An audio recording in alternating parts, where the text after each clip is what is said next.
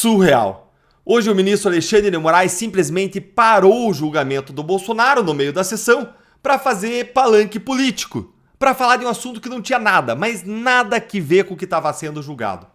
E eu marquei aqui, gente, nas minhas notas aqui, ó, essa cena como a segunda cena mais bizarra do julgamento do Bolsonaro que aconteceu hoje no Supremo, porque a cena mais bizarra, é claro, não tem como competir com ela, foi a prisão absolutamente ilegal e abusiva do Dr. Sebastião Coelho, que é um desembargador, uma pessoa séria, correta, honesta, advogado do Felipe Martins, alguém que está sendo julgado ali no contexto desses julgamentos, mas o advogado de um dos acusados foi barrado de entrar na sessão. Isso é surreal. E depois que ele reclamou por ter sido barrado, ele foi preso e depois liberado para o STF. Eu fiz um vídeo hoje no canal aqui sobre isso, vou deixar para vocês na tela no final e também na descrição para você conferir depois. E eu conversei agora há pouco com o Dr. Sebastião Coelho para perguntar, olha, algumas matérias da imprensa falaram que você saiu gritando, fazendo ofensas contra os ministros. Isso aí aconteceu e não deu ter, só que lá que está no vídeo publicado, público, nada demais. Gente, se você viu o vídeo que eu analisei hoje mais cedo no meu vídeo aqui do canal, mostrei o vídeo, depois você confere lá, não teve uma ofensa, um impropério, uma palavra de baixo calão, uma agressão, uma ameaça, nada. E mais, advogado no exercício da função só poderia ser preso por crime inafiançável, mas ele foi preso, recebeu ordem de prisão por ordem de quem? Do ministro Alexandre de Moraes. É um abuso em cima do outro. Mas agora aqui eu quero que você me acompanhe para ver esse novo momento surreal, para deixar qualquer um atônito em que o Moraes, o juiz relator do caso, parou o julgamento para falar de uma coisa que não tem nada a ver com o caso. E para ele desmentir uma narrativa, aquilo que ele vê como uma narrativa. Assiste aqui comigo e depois eu vou te explicar o absurdo que foi isso e como que os próprios dados trazidos pelo Moraes desmentem ele mesmo. Ou seja, o ministro tentou se defender e só se complicou ainda mais. Olha aqui comigo. E eu aproveito aqui, presidente, para desfazer uma narrativa totalmente inverídica. Até um dos nobres advogados disse uma questão de terraplanismo. Aqui seria muito semelhante. Se criou uma narrativa, assim como a Terra seria plana, o Supremo Tribunal Federal estaria condenando, abre aspas, velhinhas com a Bíblia na mão, fecha aspas, que estariam passeando num domingo ensolarado pelo Supremo Tribunal Federal, pelo Congresso Nacional e pelo Palácio do Planalto. Nada mais mentiroso do que isso, seja porque ninguém lá estava passeando, e as imagens demonstram isso, seja pelas condenações que eu peço para colocar para facilitar. Gente, olha que absurdo, tá? Ele falou, não, ninguém foi preso lá, que tava passeando. Gente, com base em que eles condenaram a Débora dos Santos, a Débora Rodrigues? Condenaram ela com base numa foto de uma pichação com batom na estátua, que você lava com água e sabão e sai. Eles estão condenando as pessoas sem prova de que as pessoas quebraram uma janela, quebraram um azulejo. Grande parte das condenações contra as pessoas são simplesmente porque as pessoas estavam lá sem uma prova de que eles estavam com qualquer intuito golpista, sem prova de que eles estavam quebrando qualquer coisa. Pessoas, várias delas acuadas, que entraram nos edifícios e estão condenando. E aí ele vem falar que é uma narrativa. A narrativa é do Supremo, que está condenando sem prova concreta do que fez. Vamos seguir aqui. Concordo? Nós até agora, presidente, eu repito, em 1.494 ações, reafirmamos a competência do Supremo Tribunal Federal para todos os casos relacionados ao dia 8 de janeiro. La garantia sou eu, né? Eles confirmaram a sua própria competência, né? Só que não tem ninguém com foro privilegiado, é só um detalhezinho, né? Passa. Nós tivemos já 1.029 condenações, 7 absolvições e ainda há 439 ações penais em andamento. Dessas condenações e ANPPs, né, 1.029. Das condenações, foram 497 condenações. 50% das condenações, 249 condenações, foram apenas penas privativas de liberdade inferiores a 3 anos. Então, das 497 condenações, metade penas inferiores a 3 anos, substituídas por penas restritivas de direito. As outras, entre 11 anos e 6 meses e 17 anos e 6 meses. Condenados a penas de 17 anos, 43 dos 497 condenados, menos de 10%, e aí porque culpabilidade devidamente comprovada na dosimetria da pena demonstrava maior gravidade. Olha, se você não tem prova para condenar, você condenar uma pena baixa não te exime, Alexandre de Moraes. Isso é injusto de toda forma, é uma imensa injustiça. Mas tinha ali quase 200 pessoas condenadas a mais de 10 anos de prisão.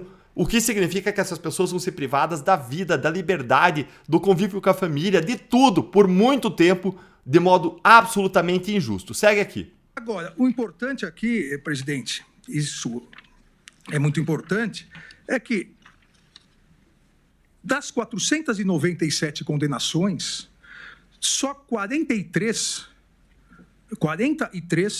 têm mais de 60 anos. E, na verdade, se nós pegarmos mais de 70 anos, que foram imagens utilizadas, são 7 condenações. Então, de 497 condenações, e lá também o gráfico, entre 70 a 75 anos, 7. 60 a 69, 36. Ou seja, a grande maioria até 59 anos, 454 condenações. Então, essa narrativa que se criou e se repete através de notícias fraudulentas pelas redes sociais, fake news, de que são mulheres e mulheres idosas. É totalmente mentirosa. Mulheres são 32% condenadas, homens quase 70%, 68%. Gente, o Moraes ele parou o julgamento para falar isso. E ele estava fazendo análise da segunda preliminar das defesas, ou seja, da segunda a preliminar ele chama de defesas processuais, questões como devido processo legal, competência, e tinha várias preliminares, e quando ele estava analisando segunda dentre 10, ele parou para falar isso aqui. Parou para usar o julgamento de palanque político, para dar esse show que você viu. E essa segunda preliminar que ele estava analisando era a respeito de quê? Era a respeito da incompetência do Supremo. Ou seja, nada a ver com o que ele está falando. O que a incompetência do Supremo tem a ver com a tal da narrativa do que o STF está condenando velhinhas com a Bíblia na mão? E aliás, está condenando mesmo, gente, porque o próprio Moraes chegou a apresentar o slide, como você viu aí, em que os dados trazidos por ele mesmo desmentem o próprio Moraes. E eu já vou te mostrar isso. Mas curte o vídeo aqui se você ficou curioso e vem comigo aqui se você também está achando tudo isso muito absurdo. Olha aqui como que o André Marsiglia, ele simplesmente acertou em cheio no comentário dele quando ele falou sobre essa cena grotesca, ó. Acompanha aqui comigo, ó. O André dizendo: se o juiz se sente obrigado a dar esse tipo de satisfação com slides durante os debates, é porque ele não fez adequadamente nos autos. E se não fez adequadamente nos autos, está legitimada a crítica que obrigou a se explicar. Qual que é o ponto aqui? O ponto aqui é que, como o próprio Moraes reconheceu, 1/3 aí das pessoas são mulheres. E existe um percentual, sim, um número significativo de pessoas são idosas. E a questão não é nem se a mulher é idosa, a questão é, tem prova contra essas pessoas? O fato de ser mulher idosa, várias das pessoas, tornam infactível a ideia de que estava acontecendo um golpe de Estado. Esse é o ponto, ministro Moraes. Esse é o ponto. E, gente, não cabe a um juiz relator desmentir narrativas. Isso é função de político, isso é função da imprensa, mas não de um juiz. O Moraes, por acaso, é político? Bom, a gente sabe, né, que ele é político de toga, como vários ali. Mas a questão é, ele está admitindo isso agora publicamente, é? Por acaso o Moraes é imprensa? Não é. Então o que ele está fazendo aqui é o quê? Desmentindo narrativa? Isso é absurdo, isso é grotesco.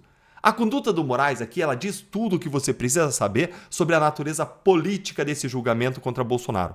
Essa fala do Moraes, ela foi claramente planejada para viralizar nas redes sociais e gerar manchetes em jornais. Como provavelmente ele pensou? Ele pensou assim, ó, ele queria emplacar a narrativa dele, mas ele não tem força nas redes sociais. Ele só tem aquela imprensa que é a porta-voz do STF e do governo Lula. Aí ele decidiu, para ele tentar influenciar as redes sociais, o que ia ser debatido, ele decidiu enfiar esse discurso dele como um jabuti no meio do julgamento. Ele estava desesperado para propagar a narrativa dele. Aí você entende agora por que eles querem regular as redes sociais? Porque eles querem controlar as narrativas, a ponto de ele parar um julgamento e enfiar no meio uma coisa que ele quer propagar e que ele quer que prevaleça. Mas veja agora como o próprio Moraes se complicou. Ele apresentou aqueles slides que a gente viu no vídeo como se fosse uma prova de que ele não está condenando senhorinhas de Bíblia na mão. Mas o que os dados trazidos pelo próprio Moraes mostram? que 497 condenações do 8 de janeiro, dentre 497 condenações, acompanhem comigo, ó.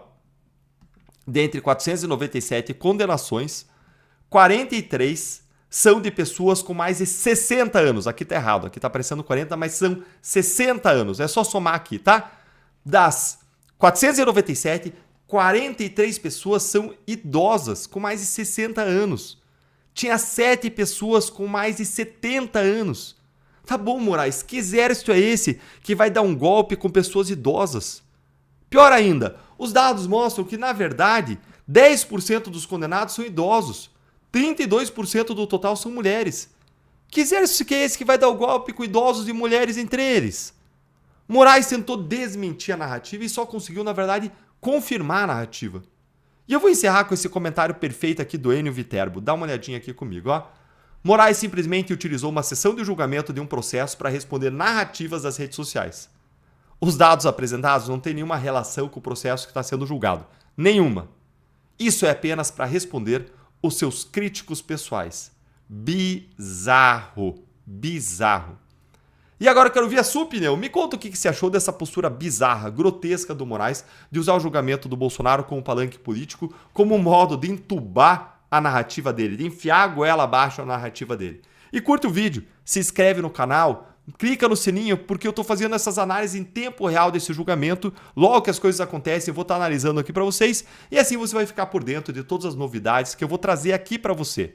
E para finalizar, se você quiser análises semanais exclusivas e apoiar o nosso trabalho, você já sabe, é só você se tornar um membro aqui do canal. Obrigado pela parceria de vocês em erguer a voz à nossa indignação e até o próximo vídeo, hoje ou amanhã.